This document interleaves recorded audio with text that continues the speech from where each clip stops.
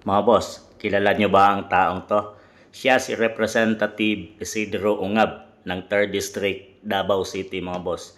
Siya yung unang nagsiwalat na ang 2025 budget ang the most corrupt budget in the Philippine history, mga boss. Ito. The former chairman of the House Committee on Appropriations. It hurts me when I heard these highly repeated comments branding the 2025 national budget as the most corrupt budget ever passed in the history of Philippine Congress.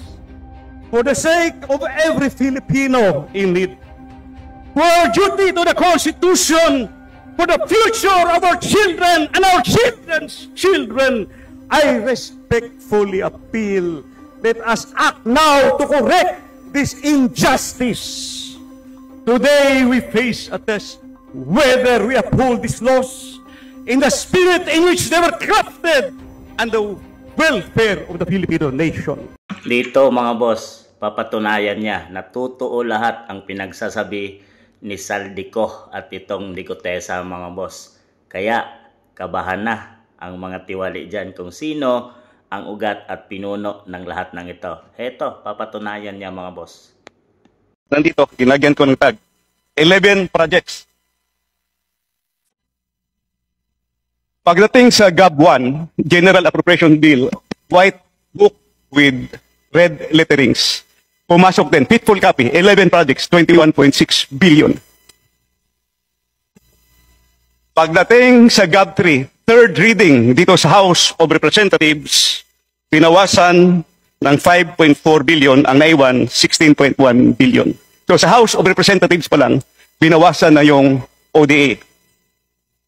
And you know what happened pagdating sa GAA? Pagdating sa GAA, this is now the product of both the Senate, the House of Representatives, at saka sa BICAM. Zero kinatay yung buong ODA. Nakakahiya sa ating mga foreign creditors. Punta naman tayo sa 2025. Ito yung ginawa. As is, yung proposal, National Expenditure Program, 11 projects, foreign funded, 11 total of 27.5 billion nandito. Nilagyan ko ng marker. GAB 1, first reading, faithful copy, nandito yung 11 projects. Total of 27.5 billion. Third reading, House of Representatives. Pinawasan ng 18.6 billion, ang naiwan 8.9 billion na lang. ODA funded ito. May approved loan na sa mga foreign creditors. GAA 2025. In fairness to the other house, to the Senate, binalik nila yung 300 million. So yung 8.9 na naiwan dito sa House, naging 9.2 billion. Walang binawas pagdating sa Senado, pero ang overall total, ang nabawas is 67% of the flood control budget, which are big ticket. Pag sinabing big ticket, malalaki ito. These are the, kung baka super highway, dito dadalo yung maliliit. So what happened to the ODA projects?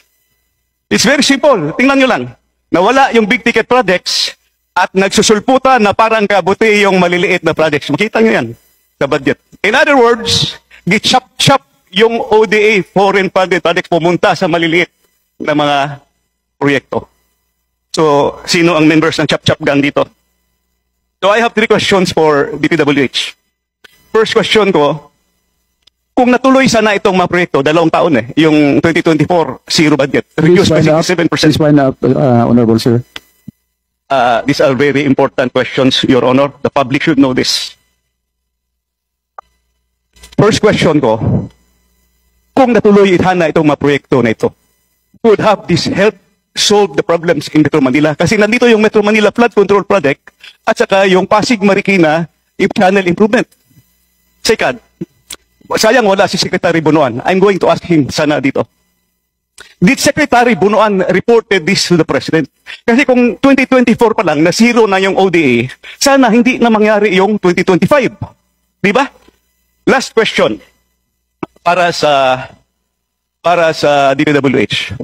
Can we still avail of those loans? Kasi nagbayad na tayo ng commitment fee.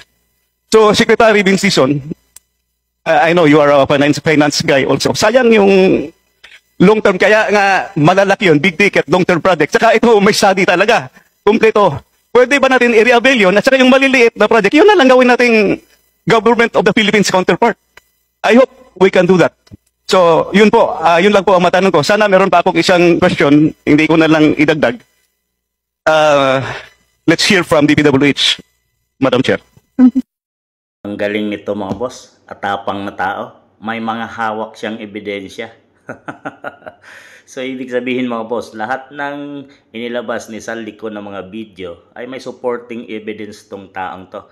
Si Congressman Isidro Ungab. Grabe, may mga congressman pa palang natitira na handang lumaban sa katiwalian ng ating bansa. Kilalanin niyo ang taong to mga boss at kayo nang humusga.